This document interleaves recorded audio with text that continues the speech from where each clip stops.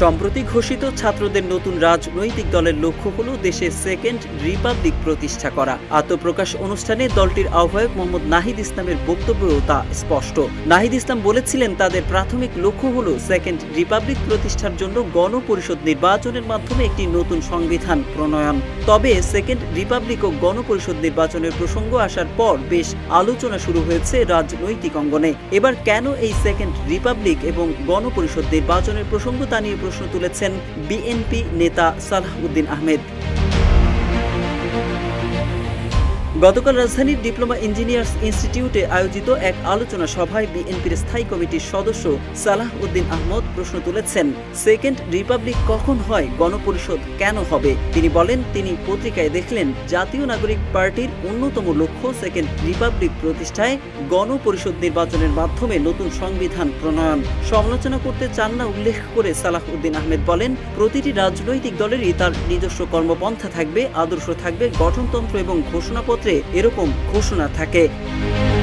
দেশ জুড়ে তোলপাড় ওয়ালটন ফ্রিজ কিনে আপনিও হয়ে যেতে পারেন মিলেনিয়ার।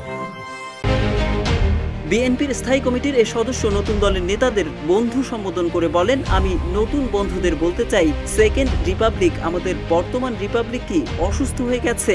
সেকেন্ড রিপাবলিক কখন হয়? তিনি বলেন, রিপাবলিক হচ্ছে যেখানে নির্বাচিত প্রতিনিধিরা রাষ্ট্র পরিচালনা করবেন, তাদের একটা নমিনাল অথবা elected head of the state থাকবে। সেটা কি আমাদের নেই? গণপরিষদ কেন হবে? এর মধ্যে তো আরও একটি উদ্দেশ্য আছে, যোগ করেন সালাহউদ্দিন আহমেদ।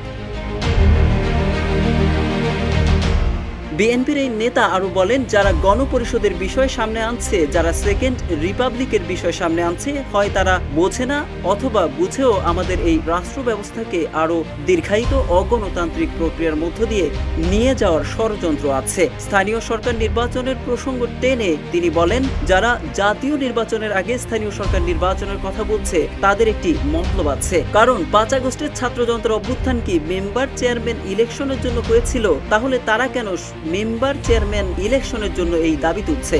এই প্রশ্ন রাখেন সালাহউদ্দিন আহমেদ। নতুন সংবিধান প্রসঙ্গে সালাহউদ্দিন আহমেদ বলেন, নতুন সংবিধান যেটা হবে সেটার ব্যাপক সংশোধনী প্রস্তাব আপনারা সংস্কার কমিশনে দিয়েছেন, আমরাও দিয়েছি। সেই সংবিধানের নাম যদি আপনারা নতুন সংবিধান দেন ঠিক আছে, কিন্তু গণপরিষদ কেন বললেন আমরা বুঝলাম না। তিনি বলেন, যারা সেকেন্ড রিপাবলিকের ঘোষণাপত্র তাদের দলীয় ঘোষণাপত্রে রেখেছেন সেটা ওখানে থাক। যারা গণপরিষদের মধ্য দিয়ে নতুন সংবিধান প্রণয়ন করতে চান সেটা আপনারা যখন পারবেন করবেন। মোহাম্মদ সাইফুল ইসলাম, ইত্তেফাক।